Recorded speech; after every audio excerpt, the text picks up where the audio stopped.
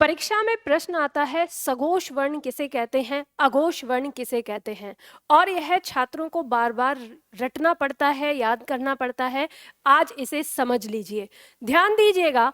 अघोष और सघोष यानी घोषत्व के आधार पर हम वर्णों को दो भागों में बांट लेते हैं।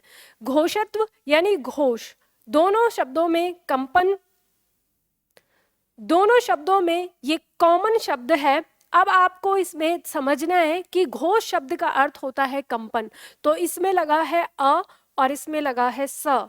अ का अर्थ हो गया नहीं, स का अर्थ हो गया साथ। तो हमें इनकी परिभाषा भी पता चल जाती है कि जिन वर्णों में कंपन नहीं होता है उन्हें हम अघोष कहते हैं, या न के बराबर होता है उन्हें अघोष कहते हैं, और जिन वर्णों में कंपन साथ में होता है उन्हें सघोष कहते हैं।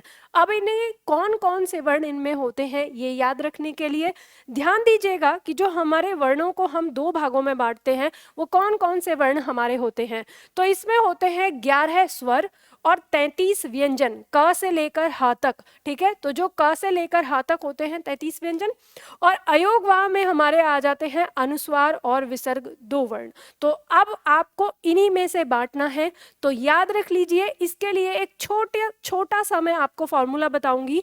अघोष 12 स याद रखिए अपने दिमाग में कि अघोष 12 स, इस तरह से। और इसको याद करने से आपको अघोष और सघोष दोनों वर्ण याद हो जाएंगे। हम यहाँ पर देखते हैं इस 12 स का मतलब क्या है। तो जब हम व्यंजन देखते हैं, व्यंजन का स्पर्श व्यंजन प्रथम वर्ण, द्वितीय वर्ण, तृतीय वर्ण, चतुर्थ वर्ण और पंचम वर्ण में बटा हुआ होता है। तो इस स्पर्श व्यंजन के प्रत्येक वर्ग का पहला और दूसरा वर्ण जो होता है वो अघोष होता है। तो हमें यही पता चल जाता है 12 स का मतलब प्रथम और द्वितीय वर्ण, और स का मतलब हमारे ऊष्म व्यंजन में तालु श, मूर्धा स, श और दंत स, ये तीन होते हैं। इन तीनों को हम एक स से याद कर लेते हैं।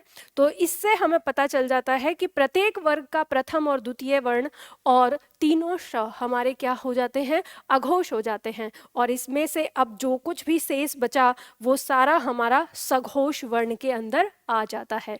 ऐसे आप इसे याद कर सकते हैं।